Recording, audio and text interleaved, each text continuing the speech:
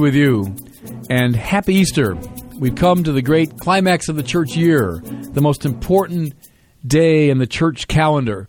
We've come to Victory Day, the day of resurrection. Friends, I'm sure you've noticed that religion is under attack these days. Bookstores are filled with tomes such as God is Not Great by Christopher Hitchens, The God Delusion by Richard Dawkins, Letter to a Christian Nation by Sam Harris, which debunks all of religion.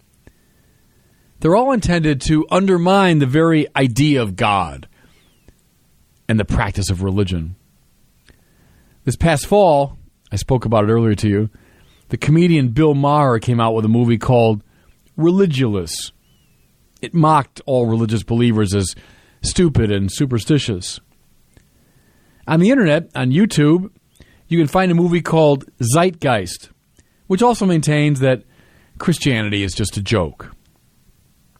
The specific line of attack in Zeitgeist is interesting. It's to insinuate that Christianity is just one more pathetic iteration of the ancient myth of the dying and rising God. So, in the Egyptian story of Horus, we find an account of a god who is killed and then rises. Something similar is on display in the myth of Dionysus among the Greeks, or in the tales told about the Hindu god Krishna among the Indians. Therefore, the movie contends, Jesus' resurrection is, in a similar way, an edifying story, a myth, a legend if you want, representing, as the other ones do, the wishful thinking of the human race. This feast of ours today, this great feast of Easter, is, on this reading, just silly. We're wasting our time fussing with Easter. But friends, I want you to notice something. Something that C.S. Lewis noticed. C.S. Lewis, like his friend J.R.R. Tolkien, was a careful student of mythology. Both of them, in their roles as academics, were teachers and students of mythology. Lewis said, "Those who claim that the gospel accounts are mythic in form haven't read many myths." That's a very important idea, isn't it? Those who claim, hey, it's just one more version of the old myth, haven't paid attention to the structure and literary content of the myths. What Lewis saw, Tolkien too, was that there's something qualitatively different about the way the gospel story is told. Go back to the Horus, Dionysus, and Krishna stories. They are set in no specific time or place. The great religious scholar Mircea Eliade, one of the greatest students of myths in the 20th century, said that myths are set in illo tempore. That's the Latin term. It just means in that time, or once upon a time. Or think of Star Wars, a long time ago in a galaxy far away. That's the form that mythic writing tends to take. How come? Because the myths are about the rhythms and necessities of nature. They are meant to transcend space and time because they speak of these great general truths.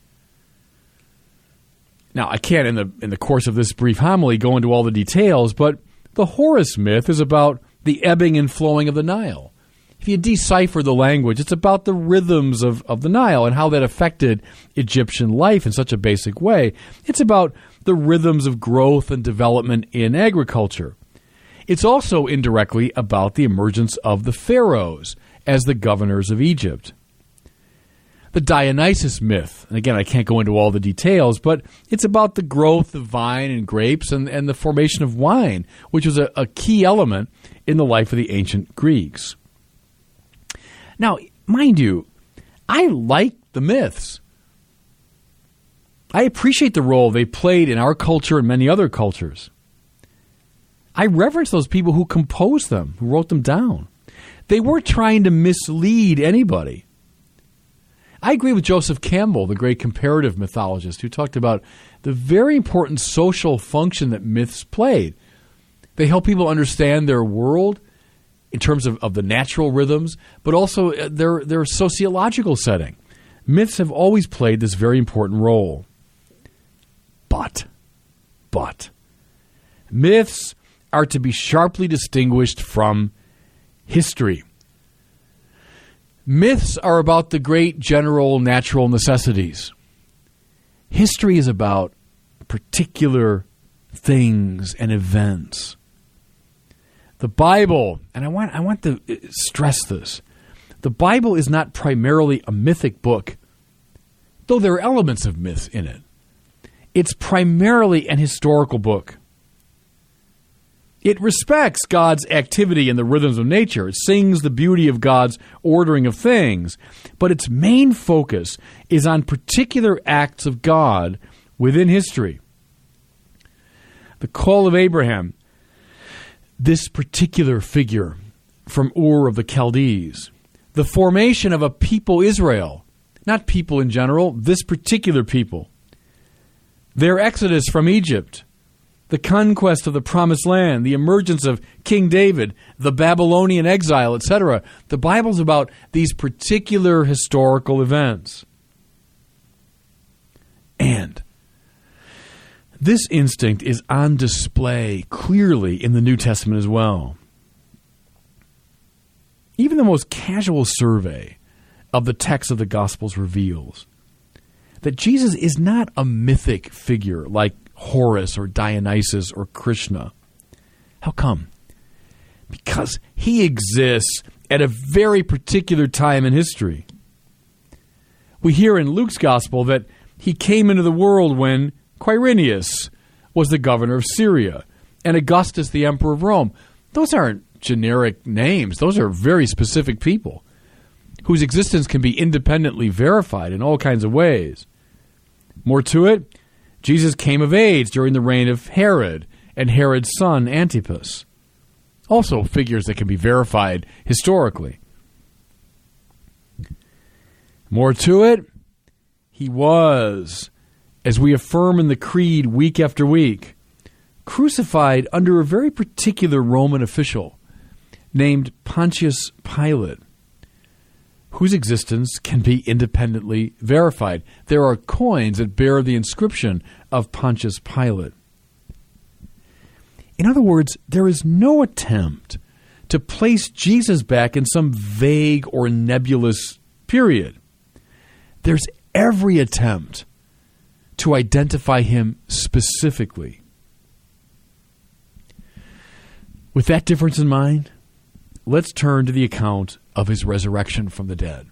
Now again, if you're tempted to say, well, it's just one more telling of that old story of dying and rising gods, one more iteration of this old myth. But read these stories more carefully in the Gospels. We hear of very particular individuals. Mary Magdalene. That's Mary from Magdala, a little town on the Sea of Galilee. We hear of Mary, the wife of Joseph. These women who come to the tomb.